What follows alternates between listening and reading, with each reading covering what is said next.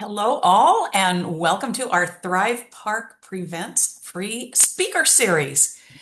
Today, we are delighted to welcome Jody Hopkins. She's author of Journey for One and a passionate advocate for women embracing confidence, independence, and self-trust through solo travel. Through storytelling, humor, and some practical wisdom, Jody inspires women to step beyond their comfort zones and say yes to new possibilities. So please join us in welcoming Jody Hopkins. Jody. Very good. Thank you, Diane Amelia. It's good to be here. I'm so happy to join you and grateful that you both invited me to come and join you guys today. I uh, I apologize for my setting to everybody who's listening.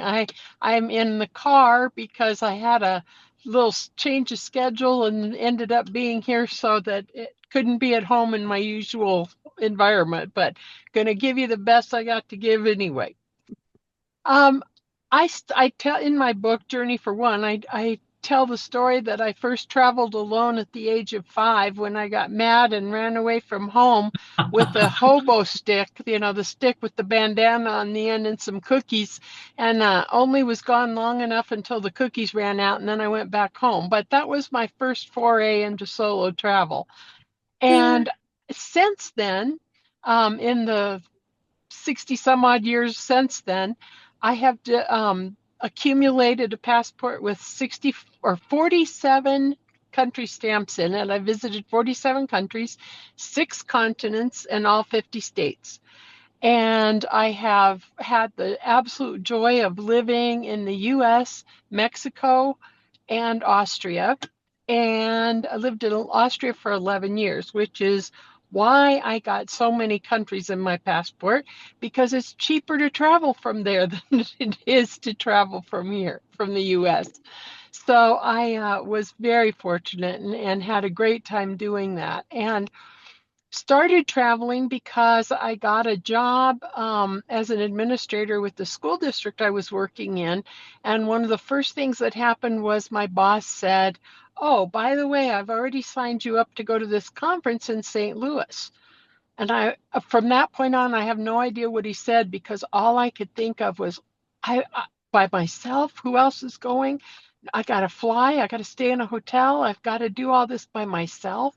And I was probably in my 30s, and so, it wasn't like I wasn't used to being on my own, but not to travel. And so I decided that I was an elementary teacher, and I decided, okay, if I can teach kids to do a multiplication and division, I can teach myself to travel solo. So I started doing things. It seemed intuitive to me to start doing more things by myself. The things I was afraid to do, like go to dinner in a restaurant by myself, or go to a talk or a meeting or a presentation by myself, go to a function like an art exhibit by myself. And those were all things that you'd say, oh, I want to go, but I don't have anybody to go with. Well, I decided, yeah, I did. I had myself. And so I started doing those things, and the more I did it, the more comfortable I got. I in the in that mix, I decided that I couldn't wait until I got to St. Louis to try and spend the night in a hotel by myself. So I decided instead to pick. I live in Denver, and so the beautiful Rocky Mountains are out my back door. So I drove about 45 minutes up to Estes Park, Colorado, got a hotel for one night, took along a bottle of wine and a good book, and I went to the hotel and spent the night. And I told myself I could leave if I had to, but I didn't want to. I wanted to stick it out. So that's what I did. And I did stick it out. I was really proud of myself. I didn't tell anybody because I didn't want anybody poo-pooing my idea, or what if it didn't go well, I didn't want to have to explain. So I just went and then bragged about it. So went to the conference, had a wonderful time, learned that life does not end because you're fearful, and found the quote that said, "Fear ruins more dreams than failure ever did." Mm. So if you let the fear get to you and you let it be what controls you, we're not going to ever do anything in life, whether it's travel or apply for a job or get a new hairdo or try a new kind of ethnic food. Whatever it is, you can't let the fear drive you. Now, I will be the first to say that there are people who don't like to travel or who really are so extroverted they can't even imagine traveling alone. I don't say anybody has to, but there are times in our lives when we want to, or it would be easier if, or we hoped we could. Let's say you're single and you want to go visit your grandkids who live in another city. Flying to another city by yourself for some people is traveling solo. For some people, doing a 2-day overnight trip to the mountains to look at the fall colors is traveling solo. There's lots of things that we can do. I have friends who are thrilled to death that they travel solo, and that means they sign up for a group tour, fly somewhere, and then ride on a bus for 2 weeks with the same group of people and all of that. But they're on their own for people they knew or trusted or had been with on every other vacation of their life. So lots and lots of definitions of solo. One of the things that I think about with that fear too is that something I learned in teaching that success breeds success. So if I can go to McDonald's and sit inside by myself and walk away thinking, okay, that wasn't so bad, that's success. And that's going to boost me up a little bit to be able to say, okay, now I really would like to go to House of Pancakes by myself. That's a little more intimidating. Don't start out saying, I want to go to the fanciest French restaurant that, everybody goes to for their 50th wedding anniversary. Start small, do the little things and build on the success that those things bring. It's really, really important. So then we think about, okay, we can't let the fear stop us. We have to take those baby steps. We have to get going. So what I thought I would do today is use the opportunity to talk about the different things that people are usually afraid of when they're talking about traveling solo. And one of the things that people get all upset and worried about is getting lost. I don't want to go to a new city I've never been to before and be at the mercy of public transportation and taxis or Uber or whatever, and then find out that I don't know where I am and don't know how to do anything. One of the things I firmly believe as a solo traveler and teaching other people to travel by themselves is if you figure out ahead of time what's my biggest fear, what's my worst case scenario, and you plan for that, then you're not so fearful because you know that you've got a plan, you've got an out. I had a therapist one time say, but Jody, that's a trauma response. I said, no, that's trauma prevention. Because if I don't figure out those things ahead of time and I don't at least have some kind of plan and feel somewhat prepared, then I'm going to be traumatized because I'm lost and have no clue what to do. So I really feel like that working out that case scenario is really good. So Yes, I'm going to interject a question here. What is a please. practical tip for being prepared in advance? What my next point. Directionally.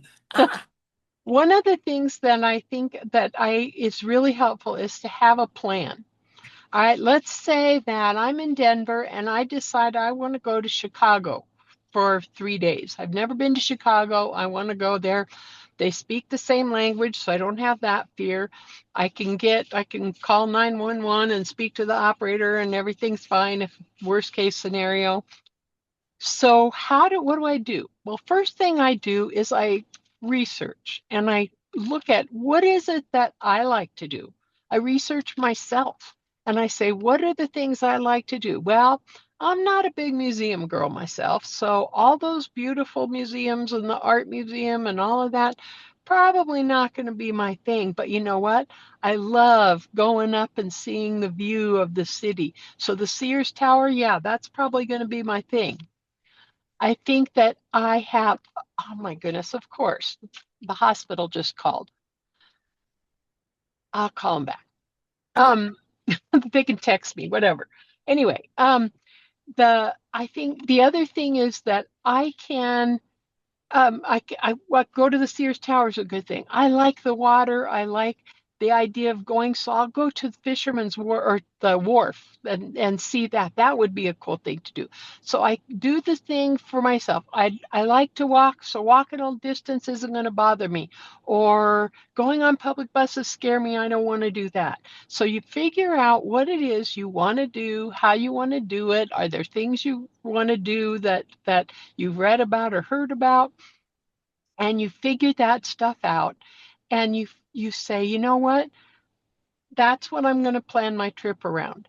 So you do the planning ahead of time for yourself, just like you would choosing a place to stay.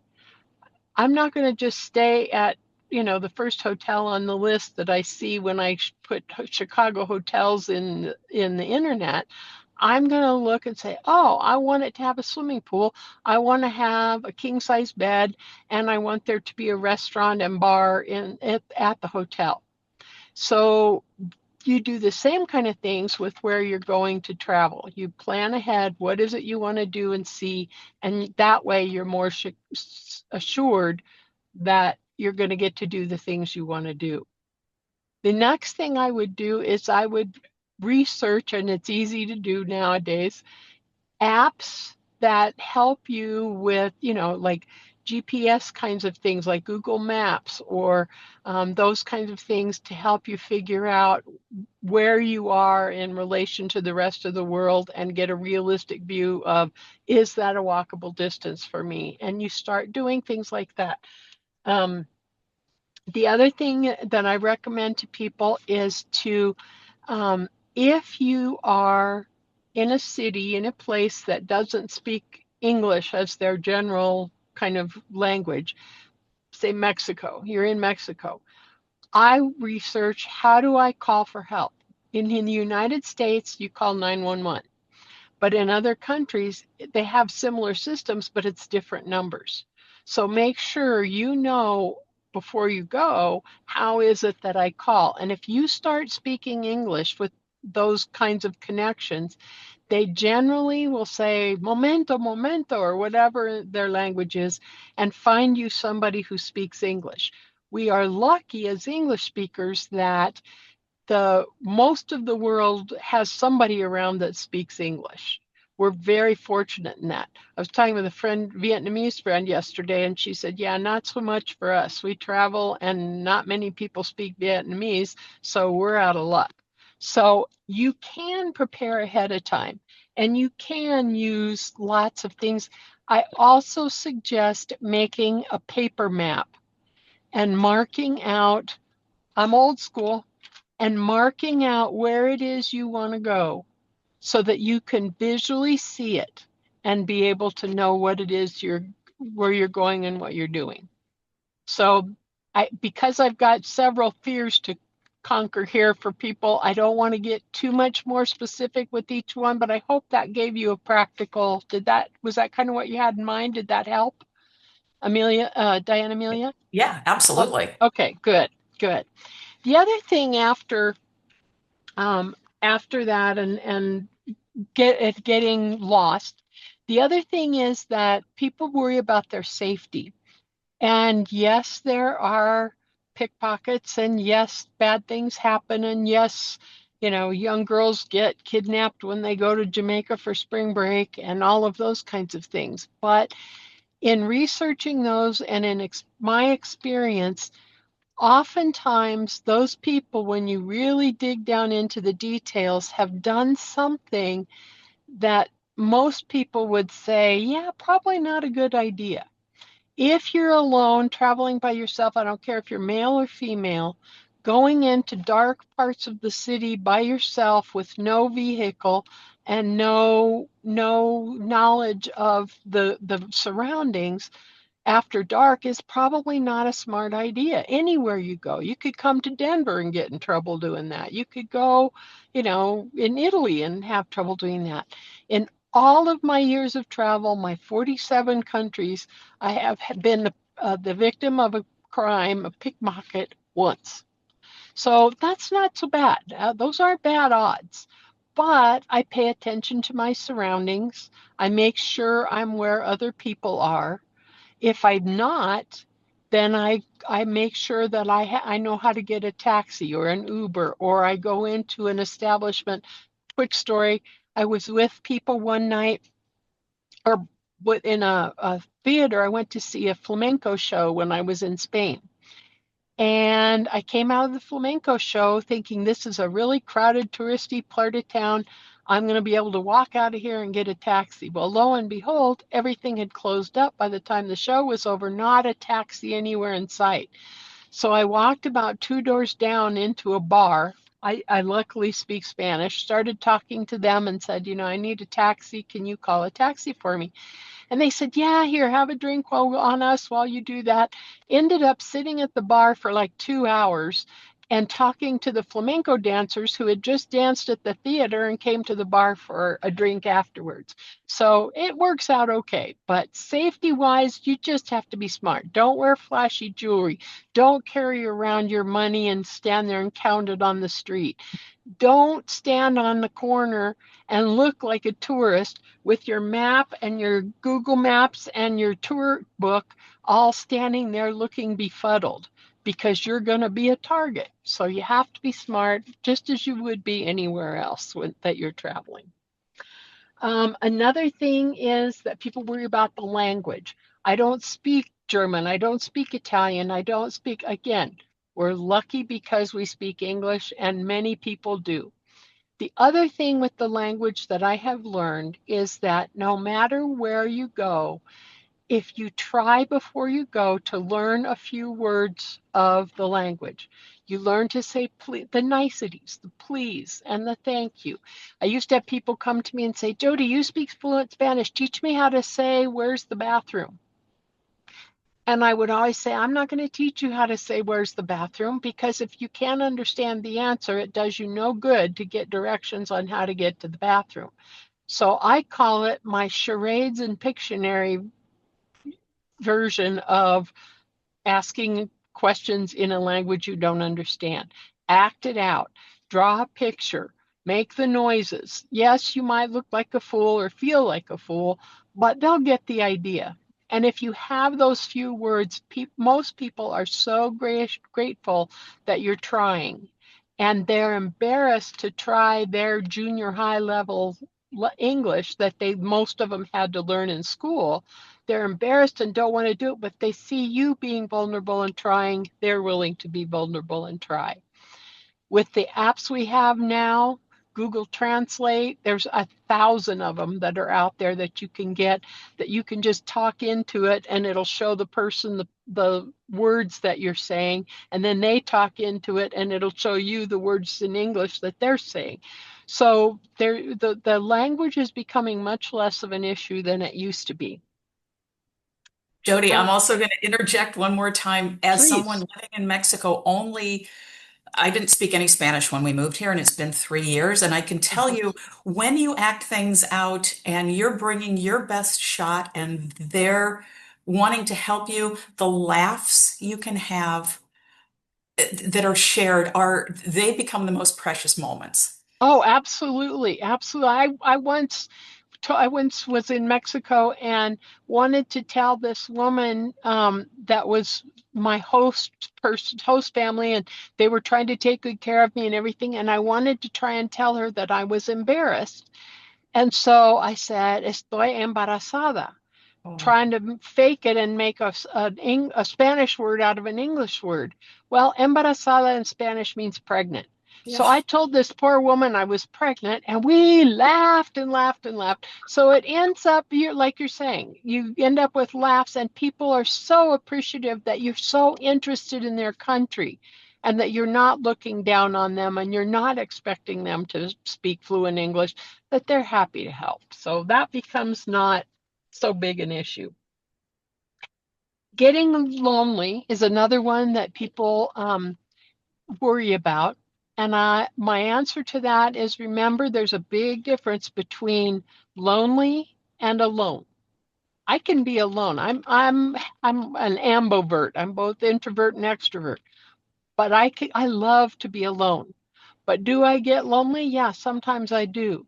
Well, thank goodness for the internet and all of that. It's so easy nowadays to call somebody that you know and care about and miss and all of that. Back in the day, you had to send a letter to get news to somebody and wait, 6 days for it to arrive in their mailbox. Getting lonely, all you have to go to a place like a library or a bar or the hotel lobby or whatever, and just start making small talk with people. You'd be amazed at how interested they are. They want to get to know you. You're a fun new toy as well as this country is for you. So the lonely part not so bad anymore as people fear that it will be. And one last thing, real quickly, just to run down, kind of recap, and then we'll have a few minutes for questions. But start small. When somebody decides they're going to start running as for their health or for enjoyment or whatever, the first thing they do is not sign up for a marathon. They go out and see if they can make it around the block. Do the same thing with your travel. Don't start out and say, I'm going to go spend a month in India. India is so diametrically different than the US. That takes some travel knowledge to do by yourself. I did it by myself. It's the only place I said I would never go back alone again. Not because I was afraid. There were moments I was a little nervous because the crime's pretty high, but it was because it was so different and colorful. I didn't have anybody to go, oh my gosh, did you see that? There were 5 people on one motorcycle. So that's the part about not going on by yourself sometime. Again, small steps, baby steps. Um, do familiar things. If you're somewhere else in Chicago or Mexico or India, and you are a person who loves art, go to the art museum. That's familiar to you. That'll feel comfortable, but there will be other people there. It'll be something that you can do and feel at least a little capable. Go bowling, go watch a baseball game, do whatever it is that feels familiar to you. One time walking down the street, I lived 11 years in Austria, and one of the first days I was there, about a week or so in, I was really homesick and lonely, and I just started bawling on the main street. It was like I was overwhelmed, and I thought to stop and say, what do I need to feel better right now? And I decided I needed a coffee, an English speaking newspaper, and to just sit for a minute. So I went, there was a Starbucks on the corner, the worst coffee in Austria, but everybody loves it. So I go get a Starbucks, I get a USA Today from the newsstand, and I sit there for 30 minutes and just breathe. Then I was fine. So there's a way out of it. Do familiar things. Um, the other thing I'm going to say, and kind of in closing, is besides read my book, um, join all the like Facebook groups and podcasts and all of those things that are for solo travelers. There are ones specifically for senior solo travelers. There are ones for women solo travelers. There are ones for everything. You're going to get that college, let's backpack around Europe crew, and you find out quickly that that's not my vibe, but that's an option. But those are the people, the places that you can get hints and tips and all of that. So that's a lot of information in a short amount of time. I could go on for days, but I want to leave time for questions. So thank you. I thank you for letting me reel through that so Oh, quickly. thank you, Jody. Wonderful. Oh my God, so many practical bits in there. Thank you so much. I love, we have ourselves everywhere we go, we take ourselves. Yep. So I love the whole baby step idea. I love the do familiar things that you just Mm. mentioned. And then, you talked about some of the very practical issues that I would be fearful of. being lost, Mhm. not being able to speak the language. And you gave very practical solutions. So thank you so much for that. You bet. Well, just remember, if little mishaps don't happen, you don't have good stories to tell. Nobody ever comes back from vacation and said the flight was on time. I had the charge at the restaurant was exactly right. No, they come back and say I missed the dang plane. So, That's so true. yeah. So true. Susan, do you have a Any other? question? I just wanted to ask Jody, have you ever used City Mapper? No, I have not. I've heard of it, but I haven't used it yet. I So, like it when I was in New York, and I'm a native New Yorker, but I haven't lived in New York since 1980, and I never really lived in the city, but I know my way around really well in New York uh-huh. City.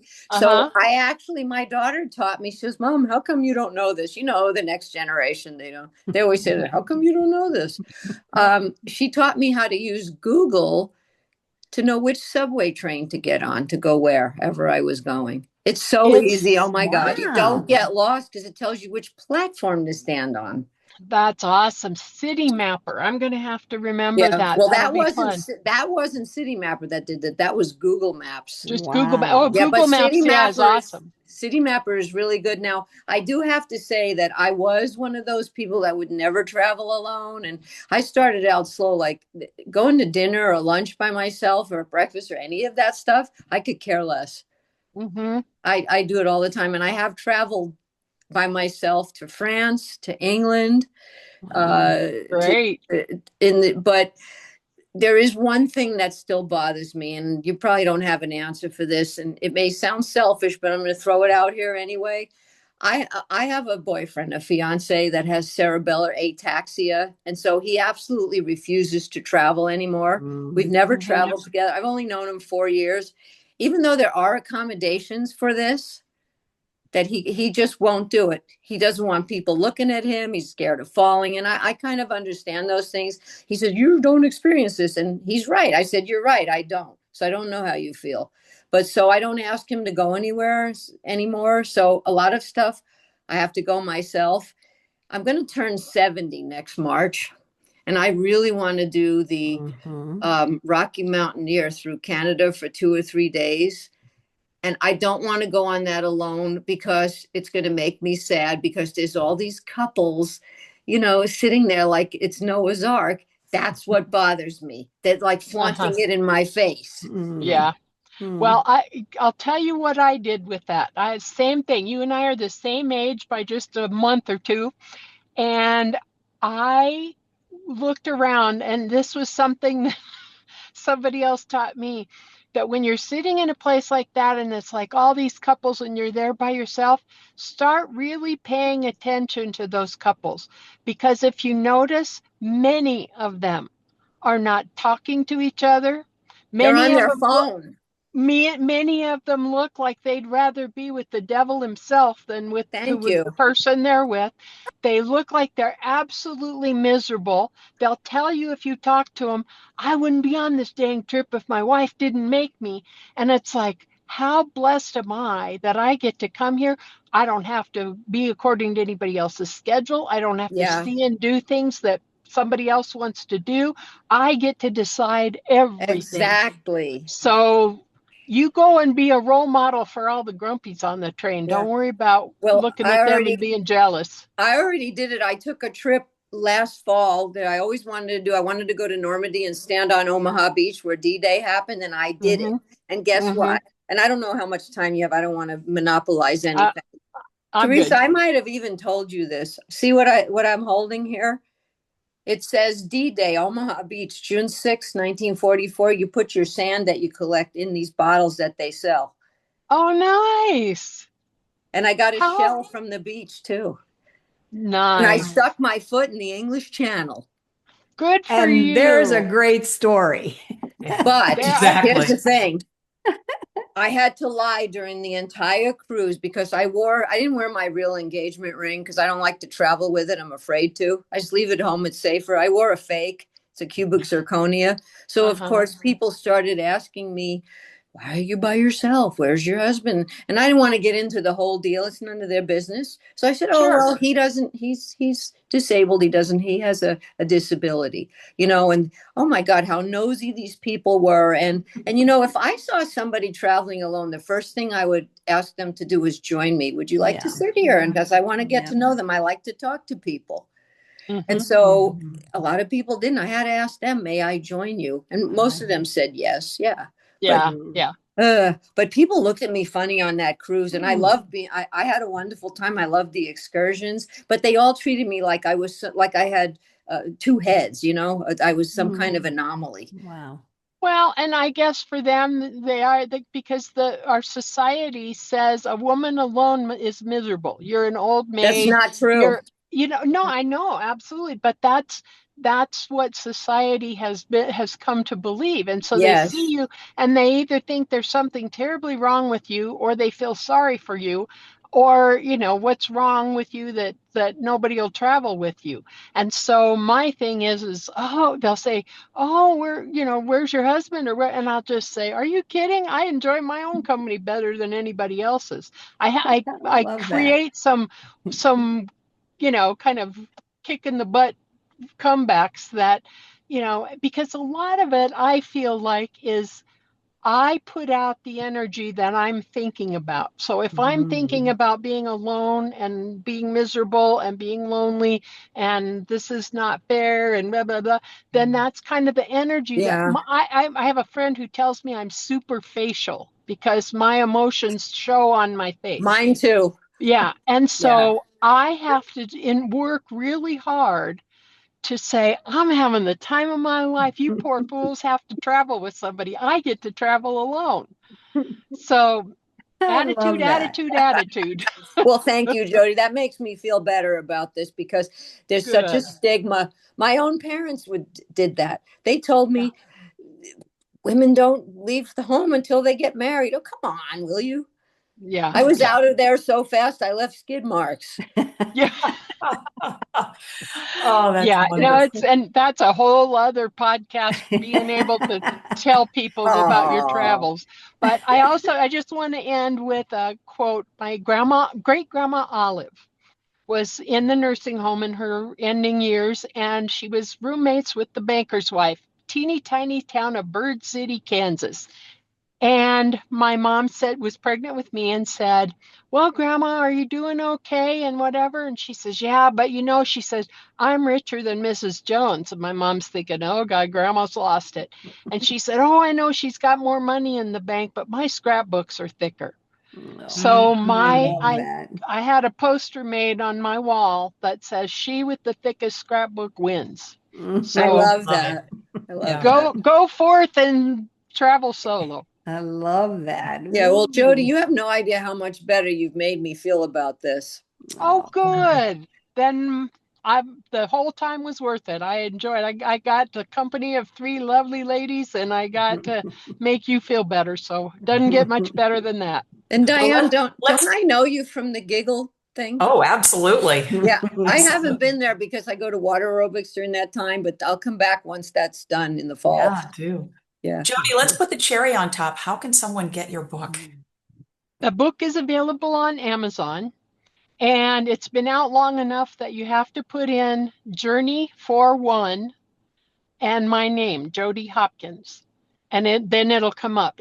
There's so many books with the word journey in it Mm. that if you don't put my name in there, you have to scroll way down to find it. And so yeah, it's on Amazon. You can get it anywhere in the world. As far as I know, it's still only in English, but yeah, but that seems to be okay for this group. So yeah, Yeah, absolutely. this is a really good book, and she has like a workbook type of a style where she offers exercises that you can go through and self-reflect. So it's great. And room to write so that you Hmm. can do the planning and the Yeah. thinking ahead for yourself.